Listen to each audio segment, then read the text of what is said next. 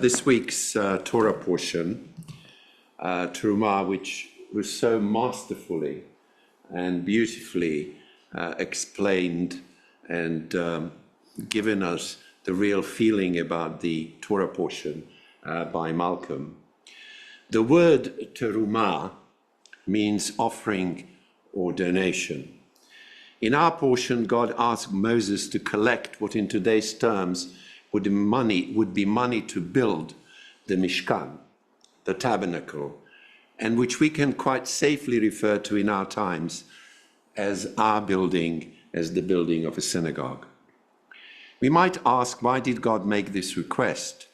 And perhaps more provocatively, why does God need a synagogue? The truth, as our tradition teaches, is that God does not. It is we, each of us and the community as a whole, who need such a space.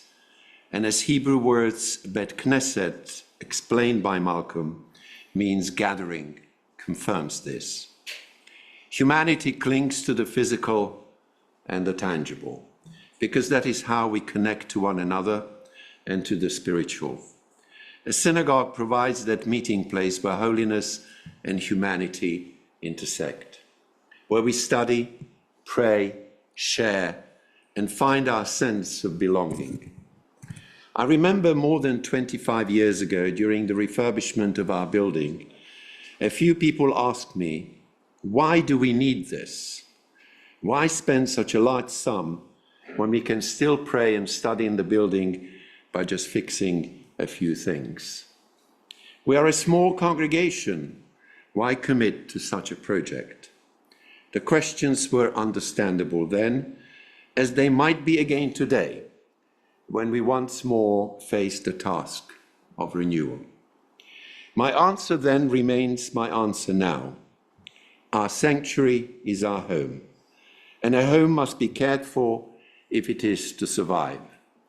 No one can pray in comfort when the electrics or plumbing fail. Our spiritual home deserves the same loving attention that we show to our personal homes, places where we celebrate, grieve, and gather with friends and family. Following our refurbishment, which started in 2002, our community of around 200 families, when I joined in 1997, more than tripled in size in 20 years.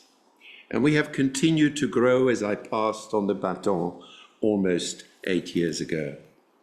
Judaism has always been a fusion of spirit and deed, of prayer and of action. We want to enter a place that feels not only warm in welcome, but also warm in temperature, well lit and well kept, so that we can focus on our hearts and minds on prayer. There is a saying in Pirkei Avot, the ethics of our fathers, En Kemach en Torah, where there is no flower, there is no Torah. Spirituality cannot exist without practical support. The sage Rabbi Elazar ben Azariah expands on this idea. He says, if there is no Torah, there is no worldly occupation. And if there is no worldly occupation, there is no Torah. If there is no wisdom, there is no fear. And if there is no fear, there is no wisdom. If there is no understanding, there is no knowledge. And if there is no knowledge, there is no understanding. If there is no flower, there is no Torah. And if there is no Torah, there is no flower.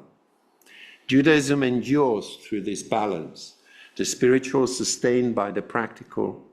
Just as we need to live in a safe country, so we need a safe, welcoming space in which to pray and come together.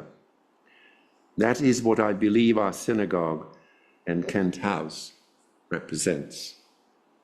Today is special because we have been privileged to hear our Torah portion read so beautifully by Malcolm, and I'm not sure whether I was more nervous than Malcolm. Not only for clarity and feeling in his voice, but for the love and pride radiating from his present family here. I have known Malcolm for more than 54 years. When he was 13, I might not have agreed to conduct his bar mitzvah. Why? I was younger than him then, anyways, as some of you may know. I have often joked that no one can have his bar bat mitzvah if they are taller than the rabbi. Well, Malcolm, you are taller than the rabbi. But it is an exception, a real exception and a real love from me, from René, and from this community. Indeed, you are responsible for me to have arrived at the chuppah on time, though you allowed me a couple of brandies before I got into your car and you drove me to marry René some 36 years ago. You and Jane and your family have played an important part in René's and my life.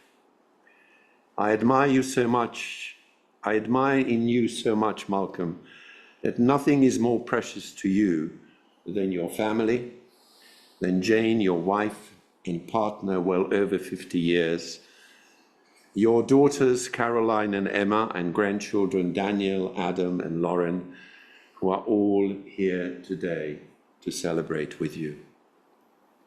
Before I joined West London Synagogue, after my ordination in 1972, it was Jane's father of blessed memory who served as president of West London Synagogue and ensured, together with the late Rabbi Hugo Gryn, that number one, I signed the contract and that I gained my earliest rabbinic experience in that remarkable congregation.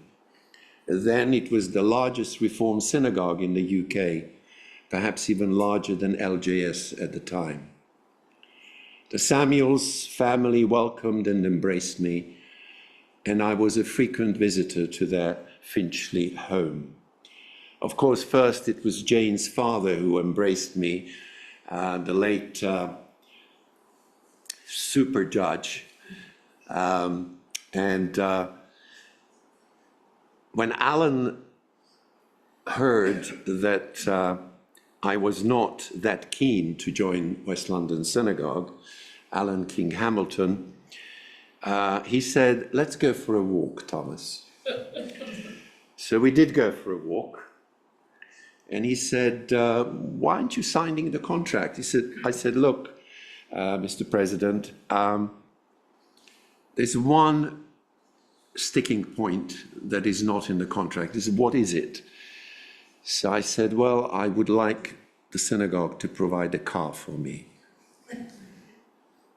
"Really?" I said, "Really?" "Done." And so I got my first new car, which happened to be my second Ford car. The first one I bought for £80 in 1970. But the second one was a little bit more expensive. That was Ford Escort. It was £1,200. And after that, I swore never to have a Ford car. Anyway, I joined West London, and it was the best and most wonderful experience that a young rabbi of 24 could have experienced. I learned from great people at that synagogue, and of course, I learned from a great rabbi. But coming back to the Samuels, they welcomed me and embraced me, and as I said, I was a frequent visitor in their Finchley home. Caroline, now a barrister and a coroner, has offered wise counsel to me over a number of years, and indeed helped a lot to our community when we had coroners' problems. Whilst Emma's warmth and smile have always extended a heartfelt welcome to my family. And that smile is still there, Emma. We have heard today Malcolm's insightful explanation of his Torah portion, the same as one read by Caroline at her bat mitzvah and later by Adam. a beautiful thread across 3 generations. Malcolm and his family's love of Judaism, their support for Israel, and their contribution to the wider world are truly exemplary. We're grateful to celebrate your Bar Mitzvah, an occasion that enriches us all, giving both hope and renewed faith, not only in Judaism in general, but in progressive Judaism itself. You and Jane have been such and are, continue to be, such exemplary parents, taking care of yourselves, but also taking care of your family. And as we know, you know, there's nothing more important than family, because that family will always be with you, close with you, support you, whatever the circumstances are. Malcolm, I know you are older, but you are very young in spirit. May you prosper in good health, and as Moses was blessed, we bless you to live till 120, bis 120, till 120. We want you around. We want to celebrate, rejoice, and welcome with you and your family and friends gathered here today, and give thanks that we have reached this day.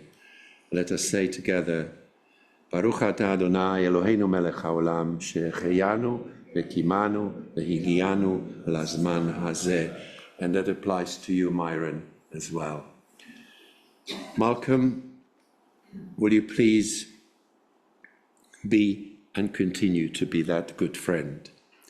You don't need to take me now to the chuppah, but we do appreciate all your wisdom and your wise advice to all of us. May the Almighty bless you and keep you.